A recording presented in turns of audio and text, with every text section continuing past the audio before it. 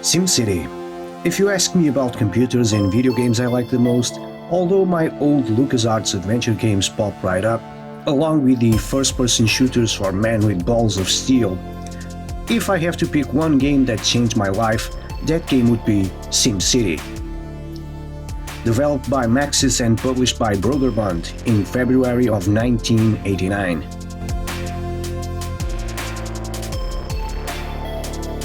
Cities, you know, the place where most of us live, with their complex and extensive systems of housing, transportation, land use, communication and whatnot. The list goes on and on. We don't really take notice, but cities are a living organism, a place where people live, work, grow, they learn, they fall in love. Nowadays, it's even more complex with globalization. Migration is way easier with multiple transportation and communication networks. In fact, the knowledge that we have of a city is being redesigned. Society is changing. Multicultural cities are a reality, and the exchange of cultural experiences is stronger than ever. Cities have to accommodate all the previous mentioned. Transformation is happening at this very moment, and we don't even realize it. That's the beauty of a city. We came a long way since our ancestors decided to settle on a permanent location and founded the first cities. Mankind's dominance over nature took big part in this. We took control of agriculture and animal farming that led to the first commerce networks. Cities have come a long way. We've seen empires rise and fall, entire civilizations disappear, leaving behind their heritage in form of man-made constructions.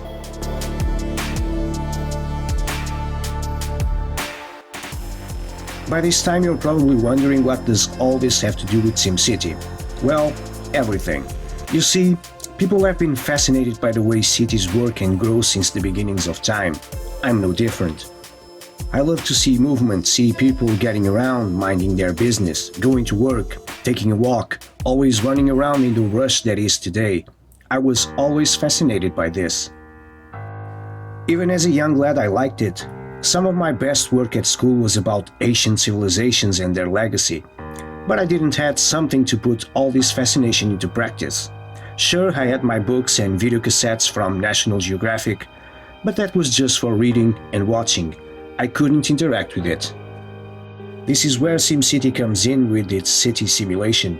Suddenly I had a way to put all that curiosity into play. Yes, SimCity was the game made specifically for me. The first time I saw SimCity was at a friend's house. It was running on an old Olivetti computer and I found it weird. I saw my friend playing and asked, "What's the point?" He replied, "I don't know, you just play stuff. I don't like it, you play."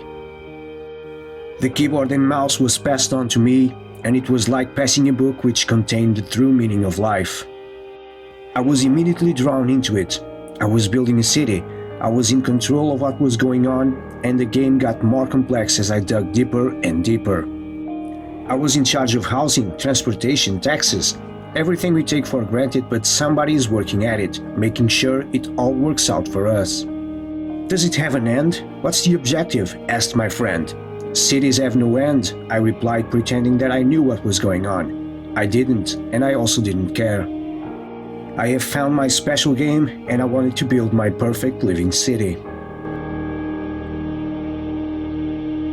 The story of SimCity is well documented, but let's do a quick recap. It all began with the game designer Mr. Will Wright and his first commercial game, Raid on Bungling Bay. The game itself is a shoot-'em-up, released in 1984 for the Commodore 64. Mr. Will Wright noticed that designing cities where the game takes place was more fun than controlling the helicopter while blowing stuff up. And since the game relied mostly on destroying your enemy's infrastructures rather than the opposing armed forces, Mr. Will Wright had to design some good maps with all its buildings, roads and infrastructures.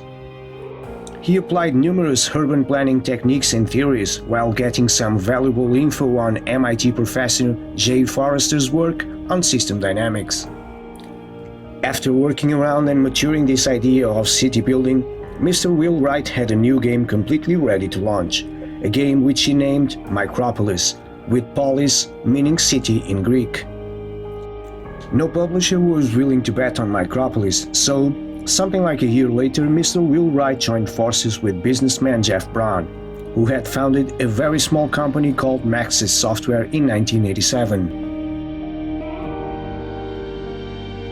Mr. Wheelwright and Jeff Braun came to an agreement and went back to Broderbund, who had initially turned down Micropolis. By that time, Broderbund executives Gary Carlston and Don Daglaw were very interested in simulation games and agreed to publish both Mr. Wheelwright's City Simulator and Jeff Braun's Flying Simulator. In February 2nd of 1989, Wheelwright's new baby would see the daylight under a new name, SimCity. The game was initially released for the Commodore Amiga and Mac, and in October of the same year for the IBM PC and compatibles, followed by a Super Nintendo version in 1991. In fact, Super Metroid and SimCity were the only reasons I wanted a Super Nintendo in the first place. But of course the PC version is the one that I played the most, and that's the one we are going to take a look at. Here we have the 1991 Windows version of SimCity, published by Mindscape, because I don't own the original DOS release, and I played it in the past in a not-so-legal kind of way. I have no shame in admitting it, those were different times. Right at the front it lets you know that you are dealing with a new exclamation point version for Windows. They even started calling it SimCity for Windows by this time.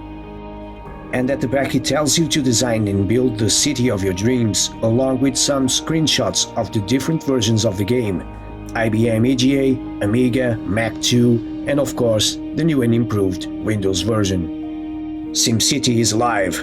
Exclamation point. Looking inside the box, we have the game in one beautiful grey 3.5-inch low-density floppy disk. A registration card that I'm still tempted to use until this day.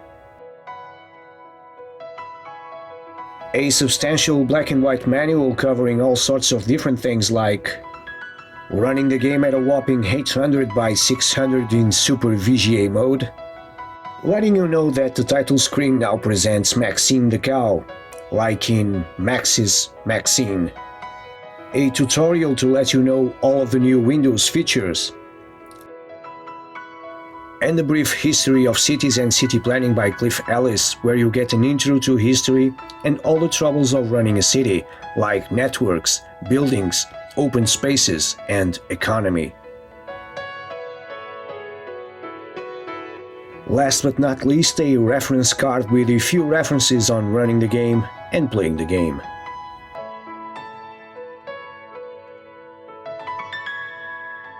Still, we are going to take a look at the original 1989 DOS release of SimCity,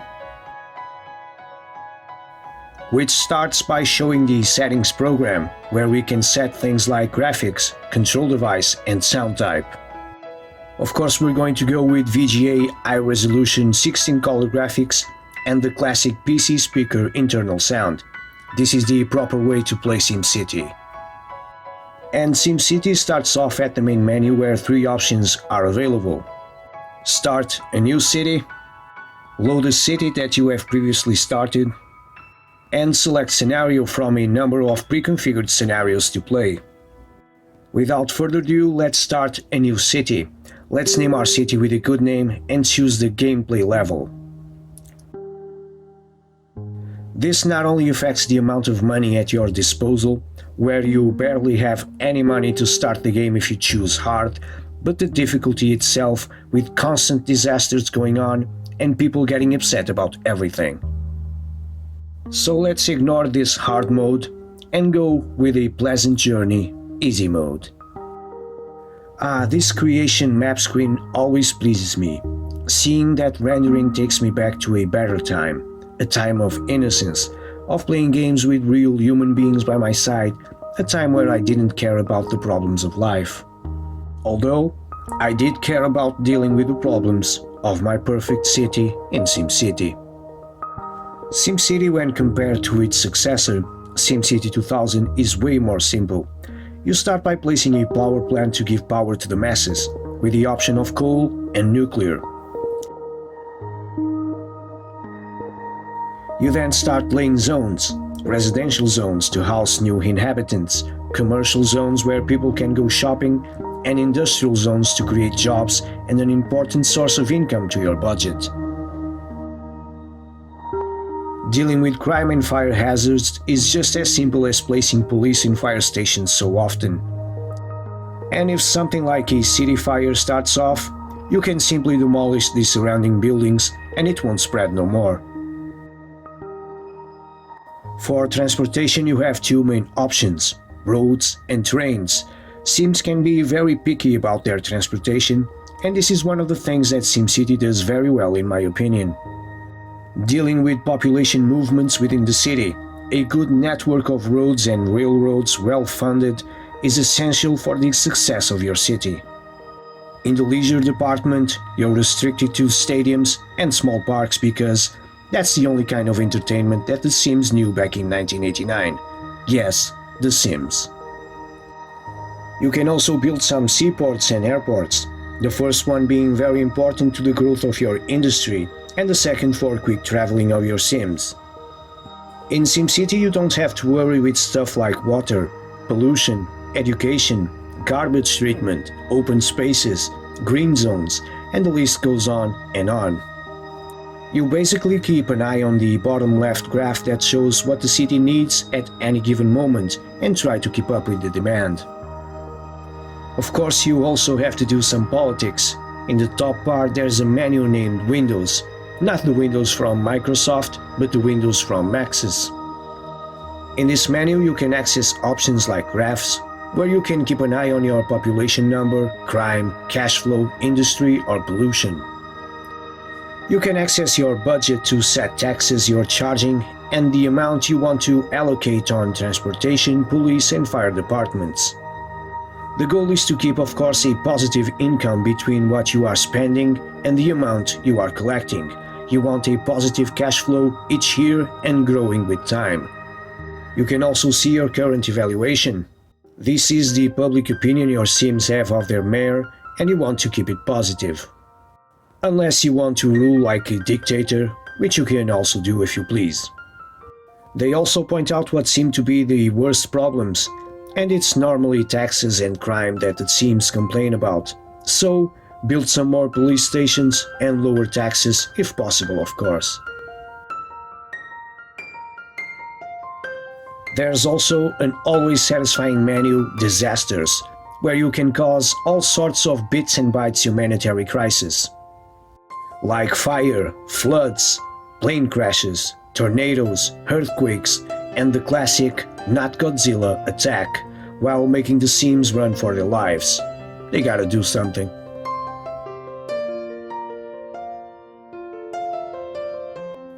You also want to keep an eye on your map window, as it provides lots of useful information about the population density, crime areas, fire hazards, traffic density, and land value.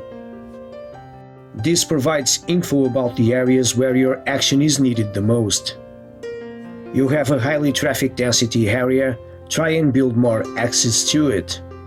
An area with high risk of an imminent fire hazard, place some more strategic fire stations around. The goal is to raise your land value. The higher the value, the more people will want to move in. Time passes and your city grows in population, hopefully, and the category of your city changes.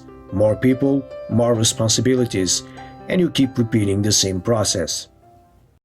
Now you could find this to be very monotonous, but this is where SimCity is a completely different game in my opinion. In any other game you are given a map and you navigate that map either by destroying things in a shooter, building and destroying your opponent in a real-time strategy game, driving around the map, you get the idea. In SimCity, you create. You're given an empty map and you are the one who decides how things roll out. You're not just responding to the needs graph in the bottom left, you can take your time and create the city you wish.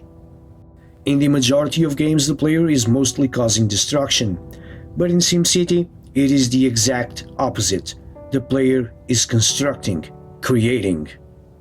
You can place industrial zones far from residents and commercial, trying to prevent pollution. Place a well-thought transportation network instead of just building a chest-like grid. You can try and spend as less money as possible on services instead of spamming the map with police and fire stations. You can leave open areas, not for any good in-game reason, but just because it is aesthetic pleasing. If you don't go bankrupt, the game has no real ending. It goes on and on for as long as you wish. Just like in real life, cities never end, and it's up to a group of people to create policies that make the population happy, to address all the urgent matters of a never-stop growing city, and all this while trying to keep the city finances in good health.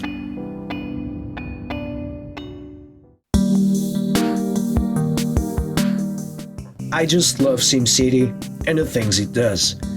I kind of understand why it was so hard for Mr. Will Wright to find a publisher for SimCity. For many, SimCity is not even a game, and that scares companies that work on the gaming industry.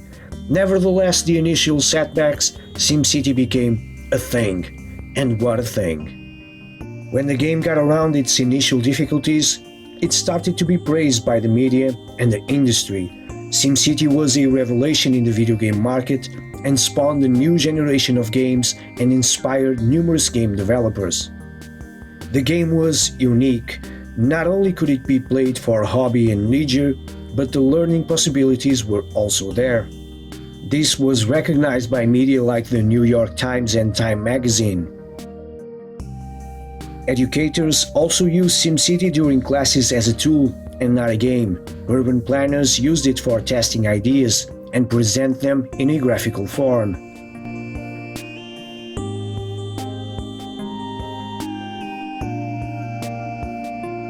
The game would not stop in its first entry.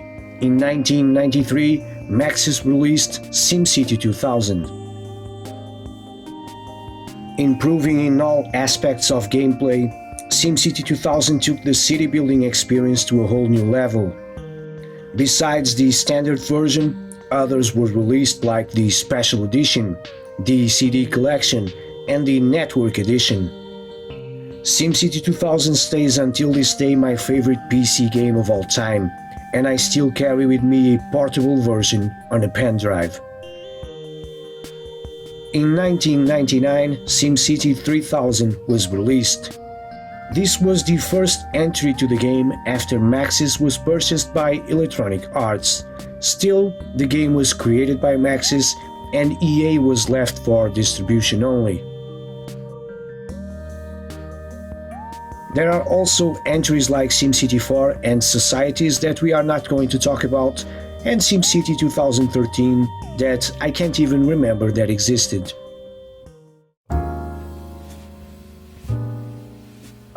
Going back, how does a game change someone's life?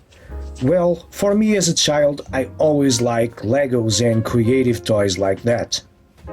Although I loved my video games of all genres like my adventure games and first-person shooters, there was always something missing.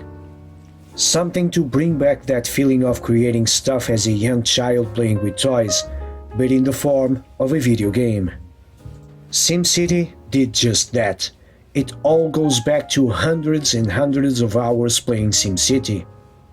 Building something of my own creation and no one else's. In SimCity, what you build is yours. You made it. It didn't exist before. This kind of connection between the player and the game was inexistent at the time. I spent hours and hours laying out zones, managing traffic issues, crime, pollution, watching my city grow and, most important, understanding what made it grow.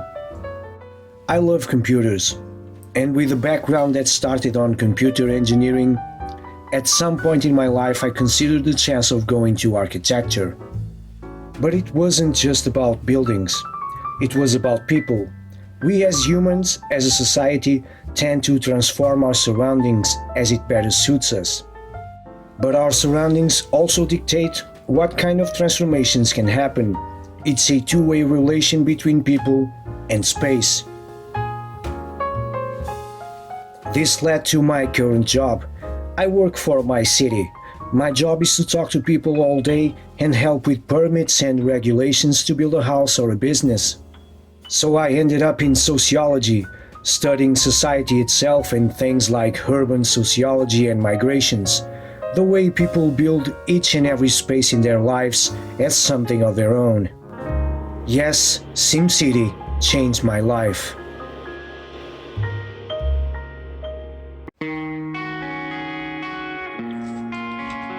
This was SimCity celebrating its 13th anniversary. So if you enjoyed this video, give it a thumbs up and consider subscribing to the channel. I cover a lot more stuff, so feel free to watch some of my other videos. You can also follow me on Twitter and Facebook if you want to. You can also come back for more since I release a new video every week. And as always, thank you very much for watching this. Until my next video, take care.